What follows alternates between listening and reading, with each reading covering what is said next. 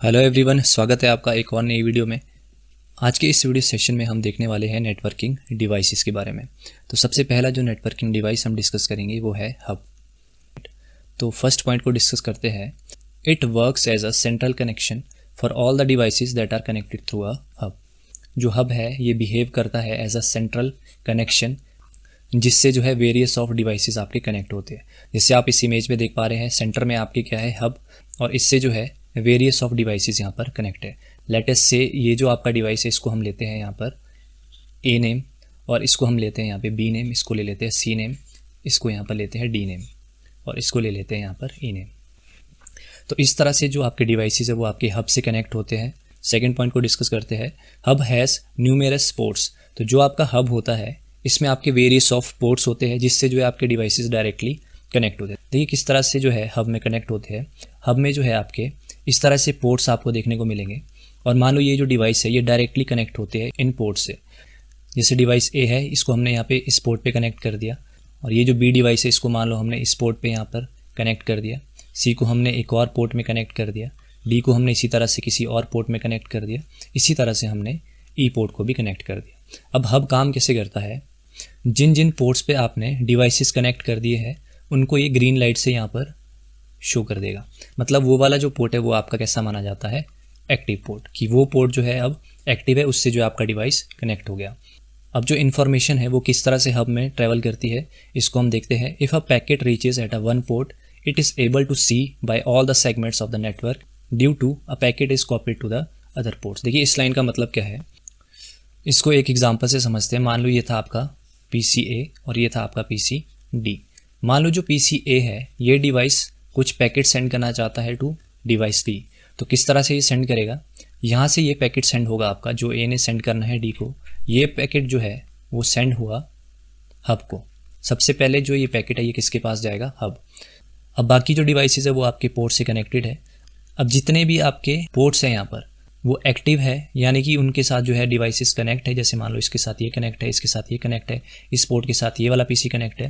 तो जैसे ही यहाँ से ए ने पैकेट सेंड किया तो सबसे पहले जाएगा वो हब के पास, और हब में जितने भी आपके एक्टिव पोर्ट्स हैं उन सभी को जो है वो पैकेट सेंड हो जाएगा। तो भेजा तो ए ने किसको था, डी को, पर वो ब्रॉडकास्ट हो गया जितने भी आपके एक्टिव पोर्ट्स थे। तो ऐसा क्यों हुआ, क्योंकि जो हब है वो प्योरली आपका कैसा है, हार्डवेयर, उसमें कोई भी सॉफ्टवेयर इंस्टॉल्ड नहीं है। तो हब कैसा है आपका, प्योरली हार्डवेयर है। तो जिसका ड्रॉबैक क्या है कि इसमें जो आपका डाटा है वो फिल्टर नहीं होता। जितने भी पोर्ट्स आपके एक्टिव है उन सभी के पास वो पैकेट चला जाएगा। तो इसका मतलब क्या हुआ, जो आपका हब है वो कैसा है आपका, ब्रॉडकास्ट। तो ये आपको ध्यान में रखना है। नेक्स्ट पॉइंट को डिस्कस करते हैं। A network hub has no routing tables. अभी मैंने आपको बताया था कि ये प्योरली हार्डवेयर बेस्ड है, इसमें कोई भी सॉफ्टवेयर नहीं है। तो ये इतना इंटेलिजेंट नहीं है क्योंकि ये टेबल कोई मेंटेन यहाँ पर नहीं करता।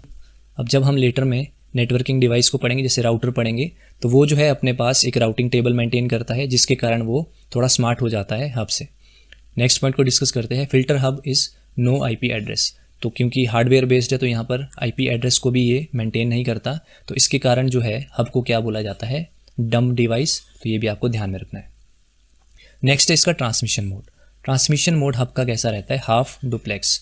3 तरह के मोड्स होते हैं, एक होता है सिंप्लेक्स, एक होता है हाफ डुप्लेक्स, और एक होता है आपका फुल डुप्लेक्स। तो हब कैसा है आपका, हाफ डुप्लेक्स, यानी कि एक टाइम में एक साइड से ही आपकी इन्फॉर्मेशन जो है वो ट्रांसफ़र की जाएगी। तो एक टाइम पर या तो आप ट्रांसमिट करेंगे या फिर रिसीव करेंगे। तो ये मतलब होता है आपका हाफ डुप्लेक्स का।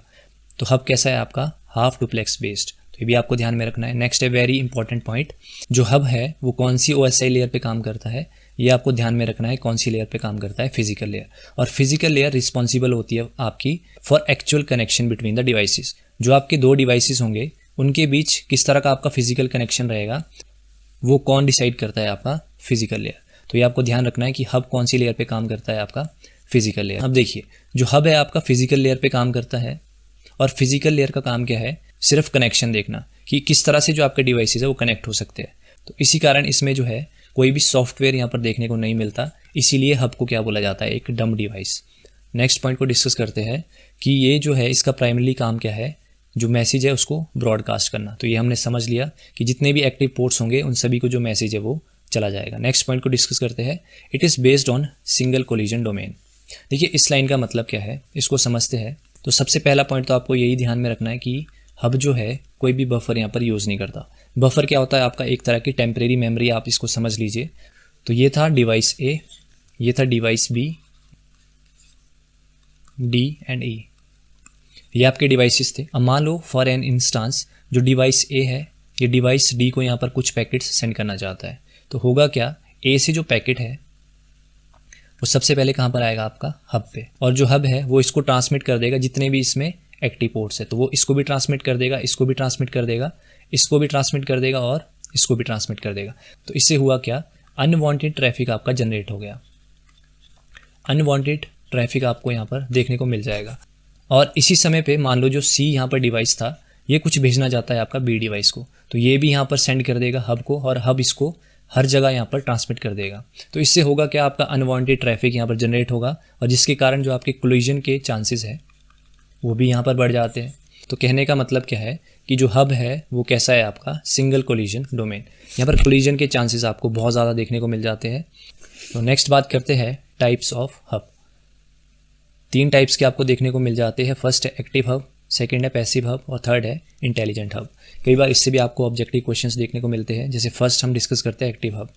जो एक्टिव हब होता है इसमें आपको इलेक्ट्रिसिटी की जो नीड है वो आपको पड़ती है। तो पहला पॉइंट तो आपको ध्यान में रखना है कि electricity is needed. Next point क्या है कि जो एक्टिव हब होता है ये रीजनरेट करता है, एम्पलीफाई करता है सिग्नल को बिफोर रीट्रांसमिट। जैसे इसने कुछ भी रीट्रांसमिट करना है तो ये सबसे पहले वो जो सिग्नल्स होंगे उन पैकेट्स को ये क्या कर देगा, एम्पलीफाई कर देगा, उनको रीजनरेट कर देगा।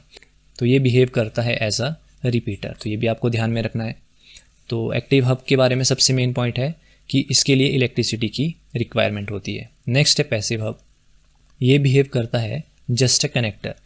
ये क्या करता है पैसिव हब, ये सिंपली जो है वायर्स को कनेक्ट करता है फ्रॉम डिफरेंट ब्रांचेस। बस आपको इतना ध्यान रखना है। और एक मेन पॉइंट है कि इलेक्ट्रिसिटी की नीड इसमें नहीं होती, और ना ही ये एम्पलीफाई करता है सिग्नल को जैसा आपका एक्टिव हब कर रहा था।